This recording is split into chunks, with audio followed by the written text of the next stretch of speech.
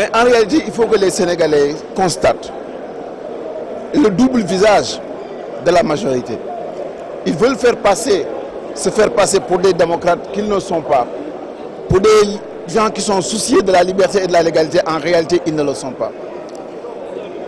Le règlement intérieur de l'Assemblée nationale, en son article 74, offre la possibilité pour tout député de pouvoir faire des questions préalables tendant à ajourner le débat, avec le souci que le législateur avait pensé, pour contrecarrer une majorité, il faut donner des outils et des moyens aux députés minoritaires, la possibilité d'expliquer le fondement de leur démarche. Nous voulions user de ce droit-là, montrer aux Sénégalais les pièges qui sont à l'intérieur de cette loi constitutionnelle. Utiliser une prérogative du règlement intérieur pour mettre à nu la forfaiture, pour mettre à nu le dessein inavoué du président de la République, celui de disloquer le processus électoral, compte tenu du fait qu'il s'est rendu compte qu'il n'était plus majoritaire dans notre pays et qu'il a voulu interférer sur la Constitution, sur le code électoral pour arriver à ses fins.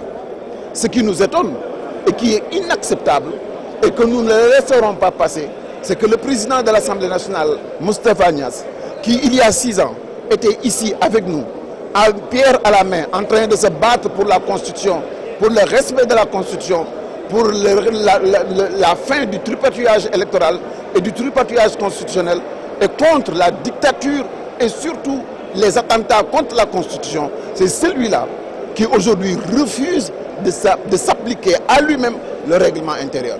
Il voudrait passer par perte et profit nos idées, nos positions tendant à éclaircir le débat, tendant à amener les Sénégalais à mettre le doigt sur les manquements graves de cette loi. Et c'est cela qui pose le blocage. Et nous ne l'accepterons pas. Si pour lui, ces paroles d'il y a 6 ans n'ont aucun sens, pour nous, notre engagement politique est dans la constance et a du sens. Si pour lui, le reniement ne pose pas de problème, pour nous, ça a du sens et ça a de l'importance. La politique a des exigences démocratiques et des exigences de moralité.